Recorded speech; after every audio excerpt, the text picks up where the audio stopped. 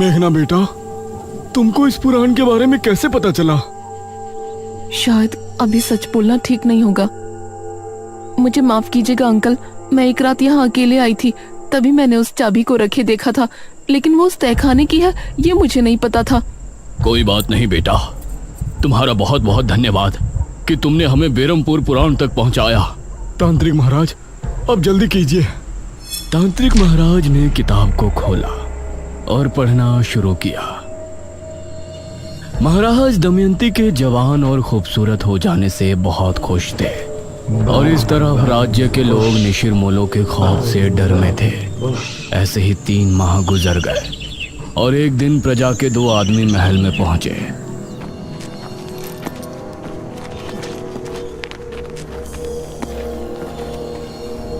महाराज, आपके सिपाहियों ने हमारे गांव के 4 निशिरमोलों को मार दिया और उस मुर्दे को लेकर आपके पास चले आए।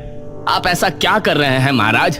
प्रजा होने के नाते हमारा ये जानने का हक है कि आपने इस तरह का हुक्म क्यों दिया था और आप उन मुर्दों का क्या करते थे? इस पर महाराज कुछ बोलते उससे पहले ही दमयंती बोली, तुम्हारी हिम्मत कैसे हुई सवाल महाराज से करने की? दमयंती, आप हमें बात करने दीजिए। नहीं महाराज।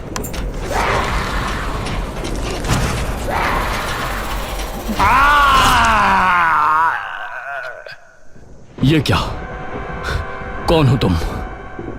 दमयंती, एक डायन। ये सुनकर सभी हैरान और खौफ में थे। महाराज का भी शरीर थर थर कांप रहा था। तो आपने हमसे विवाह क्यों किया? क्यों प्रेम का खेल रचाया हमारे साथ? मैं ये पति पत्नी के किसी धर्म को नहीं मानती। मैंने जो कुछ भी किया सिर्फ इसलिए किया कि मुझे समय पर मुर्दों का खून मिलता रहे और उसी से मैं अपनी उम्र को 1000 साल बढ़ा लूं। क्या? ये क्या कह रही है पिताश्री? हाँ, यही सच्चाई है और इस काम में तुमने मेरी मदद की, इसलिए मैं तुमको छोड़ रही हूँ। अब निकल जाओ दोनों पिता और पुत्री यहाँ से। इस राज्य पर अब सिर्फ मेरा राज होगा, डायन दमयंती का। ये कहकर दमयंती ने अपने हाथ की एक उंगली महाराज की तरफ की और तभी राजकुमारी और महाराज इस तरह से महल से बाहर पहुंच गए जैसे किसी अदृश्य शक्ति ने उन्हें फेंका हो। अब दमयंती सिंहासन पर बैठ गई थी। उसने एक मांत्रिक को भी अपनी शक्तियों को बढ़ाने के लिए महल में रख लिया था, जो दिन और रात बस एक कमरे में बंद काली दुनिया के मंत्रों का जाप करता रहता था। महाराज और राजकुमारी भी बहुत परेशान थे। वो एक पहाड़ी पर छिपे बैठे थे। अब हम क्या करें? हमने अपने राज्य को भी मुसीबत में डाल दिया और खुद भी फंस गए। पिताश्री, आपने बहुत बड़ी गलती की है और हमें किसी भी तरह से इससे निपटना पड़ेगा। महाराज ने कुछ सोचा, फिर बोले, हमें ब्राह्मणीर जी से मिलकर बात करनी चाहिए। अब वो ही हमारी सहायता कर सकते हैं।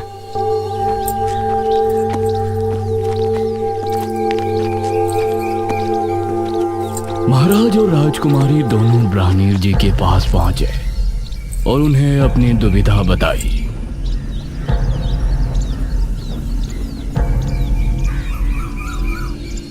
महाराज, दमयंती को मारना नामुमकिन है। उसे सिर्फ कैद किया जा सकता है। तो कैसे कैद कर सकते हैं हम उस डायनी को? पूर्णमासी की रात मध्य रात्रि के पहर अगर उसके ऊपर तांबे के चाकू से हमला किया जाए तो उसकी शक्तियां खत्म हो जाएंगी और अगर सुबह होने से पहले उसे अगर जमीन में गाड़ दिया जाए तो वो अगले कई सालों के लिए कैद होकर रह जाएगी। ठीक है ब्राह्मणीर जी, हम उसे खत्म करने का एक प्रयास अवश्य करेंगे। नहीं महाराज, यह कार्य केवल एक महान कोमल हृदय और वीर स्त्री कर सकती है। एक ऐसी स्त्री जिसकी वजह से 100 से ज्यादा लोगों की जान जाने से बची हो। मतलब वो इतना पुण्य करने वाली हो कि उसकी वजह से 100 से ज्यादा लोग मौत के मुंह से लौटकर वापस आए हो और अब अच्छे से अपनी जिंदगी जी रही हो। हे भगवान, अब ऐसी स्त्री हम कहाँ ढूंढेंगे? इस पर ब्राह्मणीर जी ने मेघालय की तरफ देखा और बोले, वो स्त्री कोई और नहीं है, वो तो आप ही है पुत्री, राजकुमारी मेघालय। यह सुनकर मेघालय ने महाराज की तरफ देखा और बोली, लेकिन हम कैसे? याद कीजिए महाराज, जब आपके राज्य में महामारी फैली थी तो राजकुमारी मेघालय ही यहाँ उस बीज को सिद्ध कर लाई थी जिससे मृत्युंजय अमृत का पेड़ उगा, और उसकी वजह से सैकड़ों नहीं बल्कि राज्य के हजारों लोगों की जान जाने से बची। यह सुनकर महाराज ने राजकुमारी मेघालय की तरफ देखा। राजकुमारी, अगर आप ना होती तो अभी तक हम सिर्फ उस स्त्री को ढूंढ रहे होते जिसने इतने पुण्य का कार्य किया हो। ब्राह्मीर जी, अब बताइए कि अगली पूर्णमासी कब है और उस डायन को हमें कैसे काबू करना है? दमयंती हर पूर्णमासी की रात शमशान भूमि पर बैठकर सुबह होने तक एक महामंत्र का जाप करती है। आधी रात के समय जब वो जाप में लीन होगी तो उस पर हमला करने का वही उचित समय होगा। उस पर हमला करने से पहले तुमको एक मंत्र पढ़ना होगा और बिना देर किए उस पर वार कर देना। ठीक है ब्राह्मीर जी, इस पूर्णमासी की रात दमयंती के जुल्म की आखिरी रात होगी। दमयंती बहुत खुश थी और पूरे राज्य की प्रजा पर उसका प्रकोप बरस रहा था। कोई भी उसके खिलाफ खड़े होने की हिम्मत नहीं कर सकता था। वो अपनी शक्तियां बढ़ाने के लिए हर माह कितने लोगों को अपना शिकार बनाती थी। कुछ दिन ऐसे ही गुजर गए।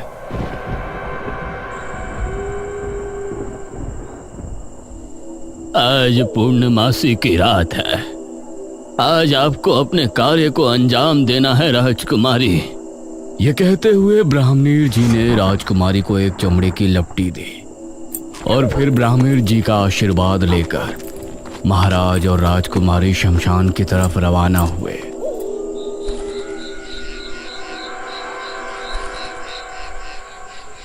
अभी दमयंती नहीं आई है, हमें सावधानी से छिपकर सब कार्य करना होगा। राजकुमारी, तुम उसे खत्म तो कर पाओगी ना? पिताजी, आप फिक्र मत कीजिए, हम कर लेंगे।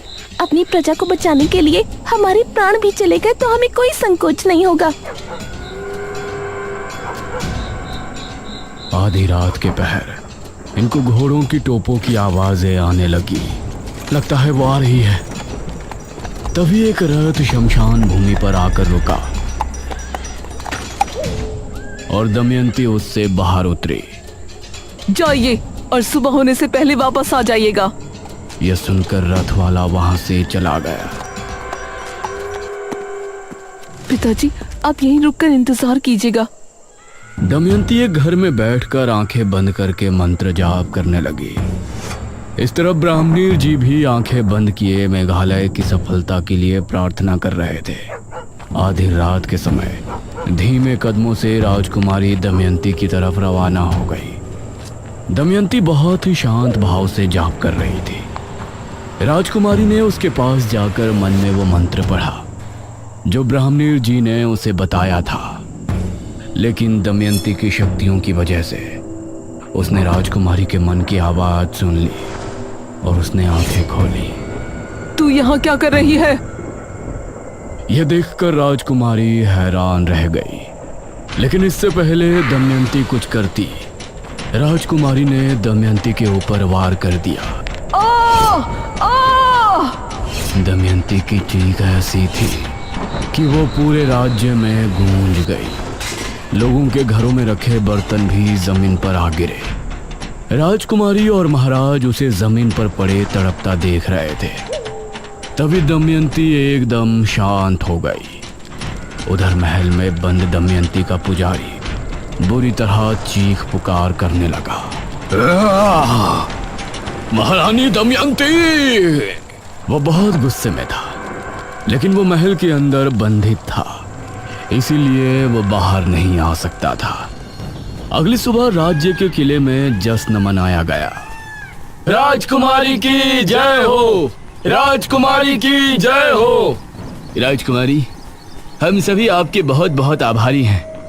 हमारा जीवन धन्य है कि हमें आपके जैसी वीर और बुद्धिमती राजकुमारी मिली, जिसने अपनी जान पर खेलकर हम सभी को दमयंती के श्राप से मुक्ति दिलाई। आप सभी से हमारी सिर्फ एक प्रार्थना है, हमारे पिता से जो गलती हुई उसके लिए उन्हें माफ कर दें। प्रजा राजकुमारी से बहुत खुश थी। उन्होंने उसकी बात को फौरन स्वीकार कर लिया। ब्राह्मीण जी, दमयंती को किस जगह कैद किया गया है?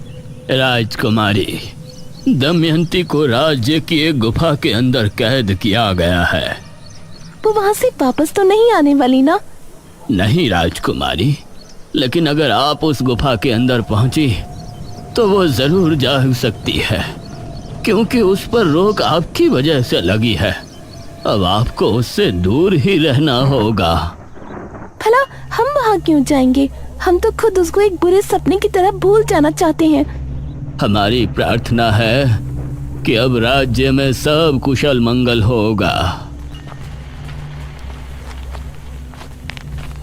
अब सभी राज्यवासी बहुत खुश थे, लेकिन वो भूल गए थे कि अभी निशिर मोलो से वो आजाद नहीं है। जब शनिवार की रात आई और गांव में अजीब सा शोर गूंजा,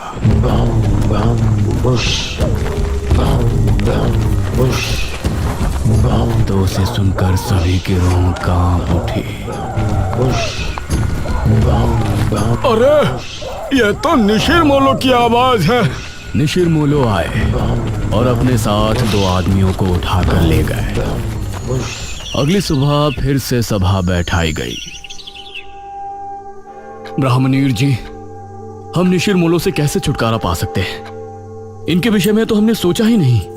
महाराज, हमें यह कहते हुए बहुत दुख हो रहा है, लेकिन निशिर मोलो को रोकना दमयंती से भी ज्यादा मुश्किल कार्य है। हमें बताइए, हम अवश्य करेंगे। निशिर मोलो महाराज को एक दुष्ट राजा मानते हैं। यह सुनकर राजकुमारी के चेहरे पर परेशानी के भाव भर आए। हम उनसे बात करेंगे। निशिर मोलो के गुनहगार हम हैं, तो उनसे प्रजा को मुक्त कराना भी हमारा कर्तव्य है। नहीं पिताश्री, वो आपको देखते ही मार देंगे। ये कार्य हमें करने दीजिए आप। ठीक है पुत्री, लेकिन आप करेंगे क्या? ये सुनकर राजकुमारी के माथे पर सलवटें उभर आई। अगले शनिवार सभी लोग अपने अपने घरों में बंद थे। रात के समय वही आवाज गांव में गूंजने लगी।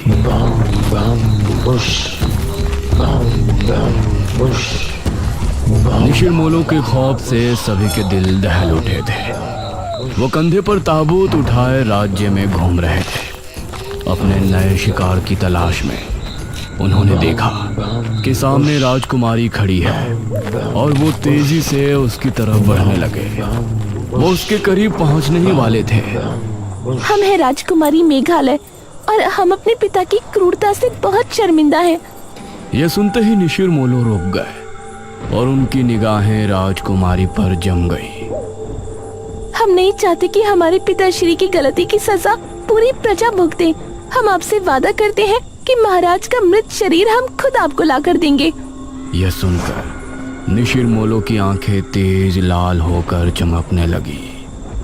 राजकुमारी ने हाथ जोड़े और रोते हुए बोली, हमारे पिता राज्य छोड़कर भाग चुके हैं, लेकिन हम आपके सामने अपने पिता की लाश लेकर जल्द ही प्रस्तुत होंगे।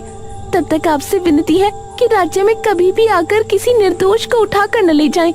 अगर हम अपने पिता की लाश लिए बिना वापस आए तो आप लोग फिर वापस आकर इसी तरह से गश्त करना शुरू कर सकते हैं।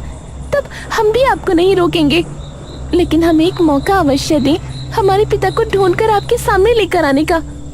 यह सुनकर निशिर मोलो उसी समय बिना किसी को लिए कब्रिस्तान की तरफ चले गए।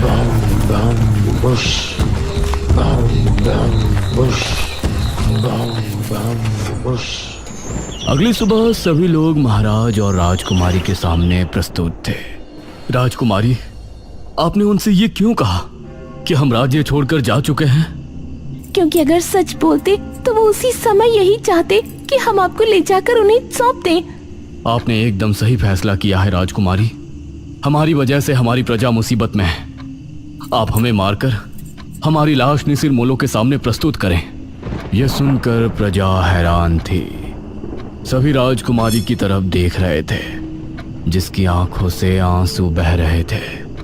हमने जो भी किया अपनी प्रजा के लिए किया, लेकिन हम अपने पिता को अपने हाथों से मारे और उनकी लाश को निशिर मोलो को समर्पित करें, ये हम नहीं कर पाएंगे। अगर ऐसा नहीं किया तो वो फिर से आएंगे। नहीं पिताजी, हम और आप आज ही ये राज्य छोड़ देंगे और अलग अलग दिशाओं में निकल जाएंगे। इससे निशिर मोलो कभी भी यहाँ वापस नहीं आएंगे, क्योंकि हमने उनसे वादा किया है कि जब हम यहाँ कदम रखें तभी आप राज्य में फिर से आना। और अगर उस समय हम अपने पिता की लाश आपको समर्पित ना करें तो आप फिर से उसी तरह भ्रमण शुरू कर देना। राजकुमारी की बात सुनकर सभी की आंखों से आंसू बह निकले।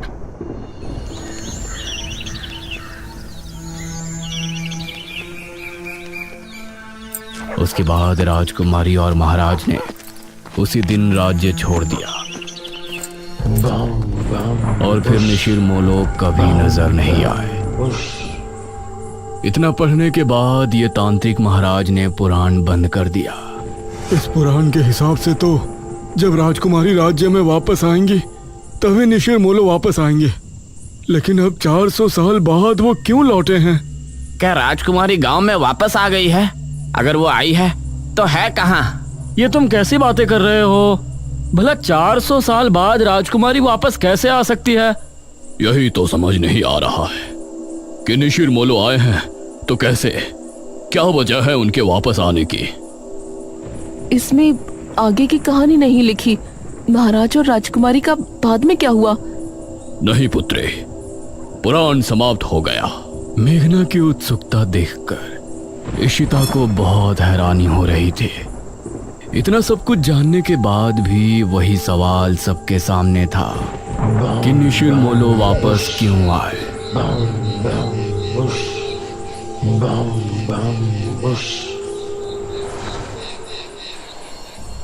रात के समय इशिता और मेघना जब कमरे में थे तो मेघना अभी भी सोच में डूबी थी। मेघना, तेरा क्या चल रहा है यार? तू क्यों इतना गहराई में जा रही है? तभी अनुज भी कमरे में आ गया। सच में अब तो मुझे भी सब कुछ बहुत अजीब लगने लगा है। मेघना, तुमको कैसे पता कि वो चाबी वहां रखी थी और वो तहखाना कहाँ पर है? मुझे यकीन है कि तुमने झूठ बोला है। तुम राजमहल में मेरे बिना तो दोबारा नहीं गई होगी। इशिता और अनुज दोनों मेघना की तरफ गौर से देख रहे थे। मुझे बचपन से ही सपने आते थे जिनमें मृत्युंजय अमृत का पेड़ मुझे दिखाई देता था। जब मैंने यहाँ गांव की जमीन पर कदम रखा तो मौसम बदल गया था और आंधी आ गई थी। उसी रात मुझे महल के बारे में सपने आए और राजमहल से जब हम वापस आए तो उस रात मैंने खुद को सपने में राजकुमारी बने देखा। उसी सपने में मैंने खुद को तहखाने में जाते देखा और जब मैं महल पहुंची तो वो चाबी और तहखाना वहीं थे। सबसे जरूरी बात यह है कि जब मैं गांव में आई थी उसके अगले रात से ही निशिर मोलो ने गांव में आना शुरू किया। इतना सुनकर इशिता और अनुज दोनों हैरान रह गए। मेघना ने भी इन दोनों की तरफ देखा और सवाल किया, ये सब सुनकर अब तुम दोनों को क्या लगता है? इसका मतलब है कि पिछले जन्म में तुम ही राजकुमारी मेघना थी और निशिर मोलो इसलिए गांव में वापस आए क्योंकि तुम यहाँ वापस आ चुके हो। हाँ, ये सब मेरी वजह से हो रहा है। हे भगवान, तो अब हम क्या करेंगे? क्या हमें यहाँ से चले जाना चाहिए? नहीं, मुझे नहीं लगता कि उससे कोई फायदा होगा। या तो वो मुझे लेकर जाएंगे या फिर महाराज की लाश। ये तीनों अब गहरी सोच में डूब गए और उस तरफ तांत्रिक महाराज और गांव के लोग भी परेशान थे। इस कहानी में आगे क्या होगा? मेघना किस तरह से निशिर मोलो से गांव को आजाद कराएगी? ये जानने के लिए इस कहानी का अगला और आखिरी भाग जरूर